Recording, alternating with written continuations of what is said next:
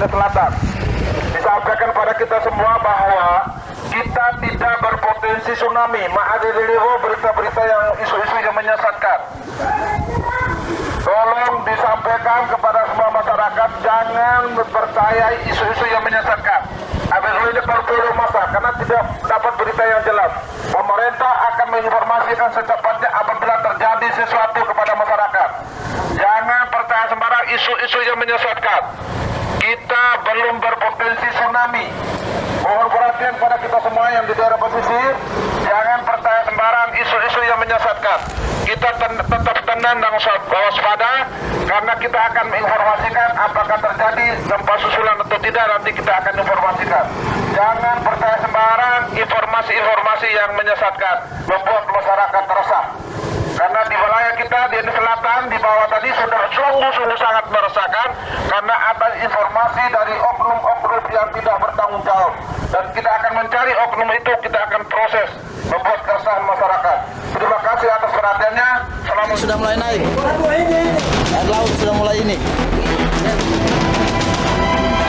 Dilande.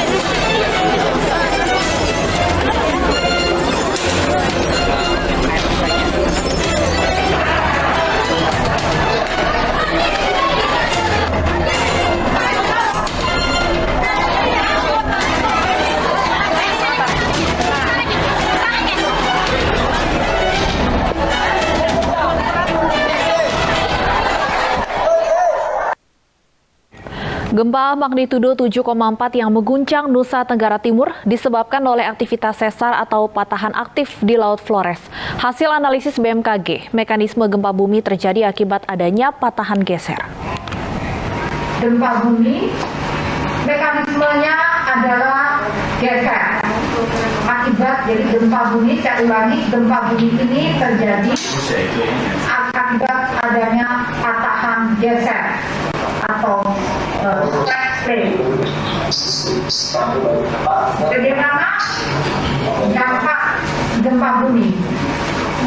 Guncangan gempa bumi ini dirasakan di daerah Ruteng, Labuan Bajo, Larantuka, Maumere, Adonara, dan Lembata dengan intensitas guncangan skala 3 hingga 4 mmi atau dirasakan oleh banyak orang di dalam rumah di siang hari.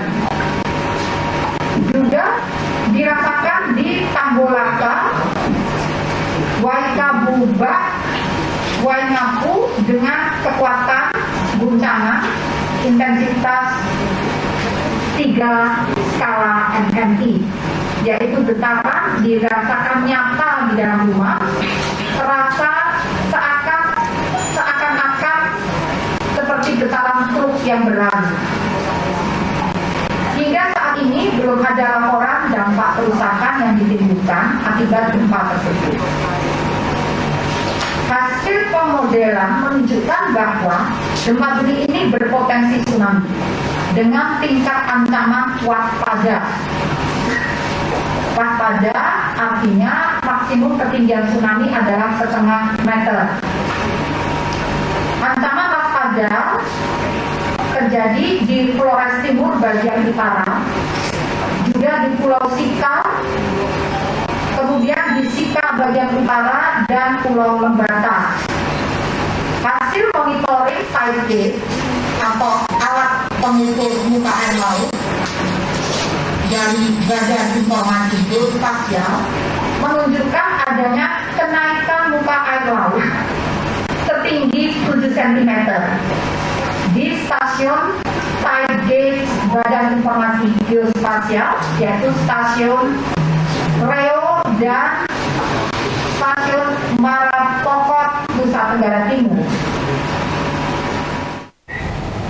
Dan pemirsa, untuk mengetahui kondisi terkini pasca gempa, sudah bergabung bersama kami Wakil Bupati Flores Timur Agustinus Payongboli. Selamat sore Pak Agustinus. Selamat sore Mbak. Baik Pak Agustinus, bagaimana kondisi terkini di sana pasca gempa? Apakah warga sudah kembali ke rumah masing-masing? Ya, tadi pada pukul 11.20 waktu Indonesia Tengah terjadi gempa dengan magnitudonya 7,4. Kemudian kawan-kawan BMKG menyampaikan bahwa berpotensi tsunami.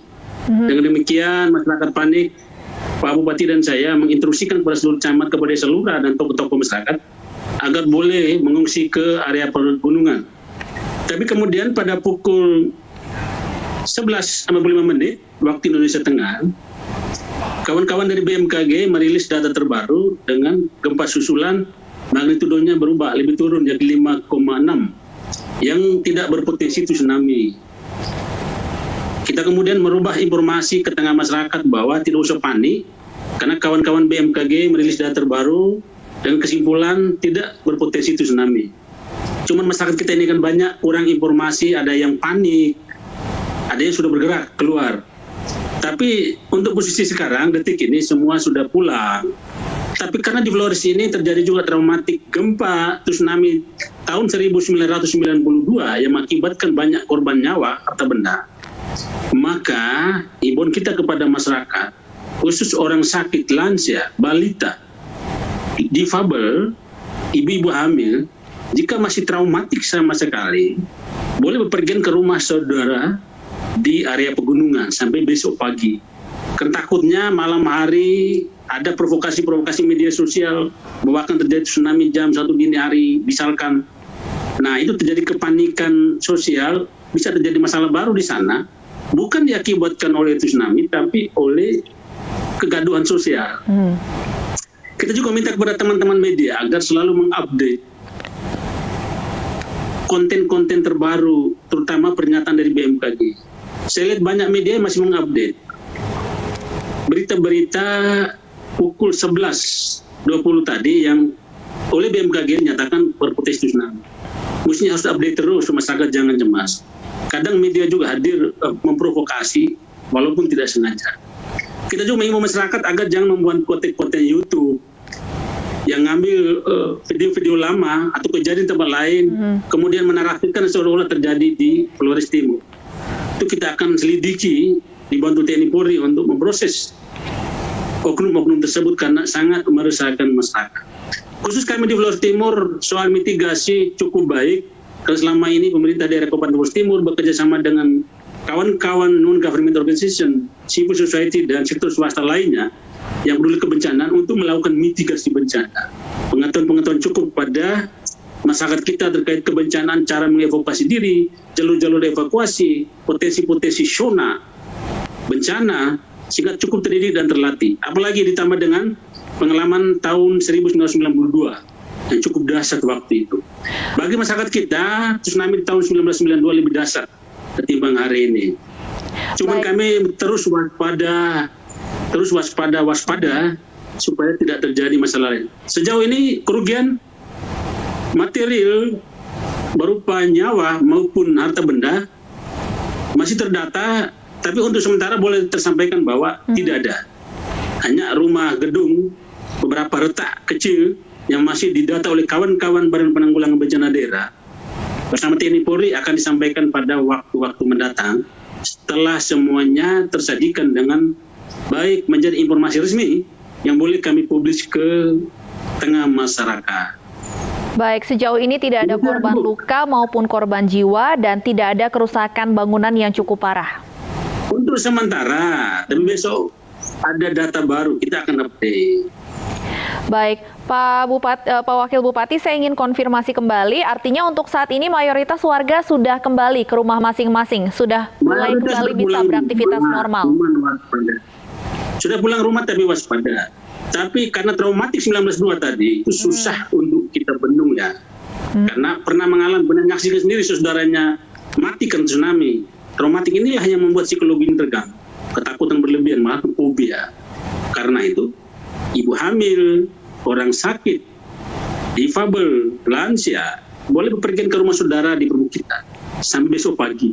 Yang lain-lain tidak usah pergi, membentuk pos jaga untuk memastikan aman, laut kita aman. Karena tsunami juga bisa dipantau secara kasat mata, secara fisik melalui keadaan laut dengan pengalaman 92. Selain ke rumah kerabat, apakah ada wilayah di area dataran tinggi atau pegunungan yang memang disiapkan oleh pemerintah setempat untuk lokasi mengungsi, Pak, jika nantinya kembali ada potensi atau peringatan dini?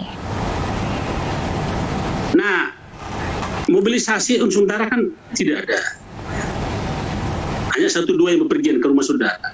Karena secara geologi, geobudaya, kita di Flores Timur. Kampung lama, kampung ini semuanya di pegunungan. Kemudian terjadi populasi penduduk yang tidak berbanding lurus dengan lokasi untuk bangun rumah dan lain sebagainya, area pertanian, peternakan, maka banyak orang kemudian turun dan tinggal di pantai. Tapi saudara yang lain tinggal di gunung, jadi dia tinggal pergi saja ke pegunungan, perbukitan untuk bertahan di sana. Itu pun keluarga semua. Pemerintah hadir kalau berlebihan berjubel masyarakatnya, kita fasilitasi melalui balai desa, balai dusun, rumah ibadah dan sebagainya. Terus sejauh ini tidak, masih aman, semuanya tidak panik lagi. Hanya traumatik itulah yang khusus orang sakit dan lain boleh ke atas. Demikian. Baik, Pak Agustinus, terima kasih sudah bergabung bersama kami di iNews Sore. Tadi yang perlu digarisbawahi, jangan sampai ada misinformasi di tengah masyarakat. Terima kasih, Wakil Bupati Flores Timur, Agustinus Payungboli. Dan pemirsa, kami juga sudah terhubung dengan Bupati Kepulauan Selayar, Muhammad Basli Ali, untuk mengetahui kondisi terkini pasca gempa. Selamat sore, Pak Bupati. Ya, selamat sore.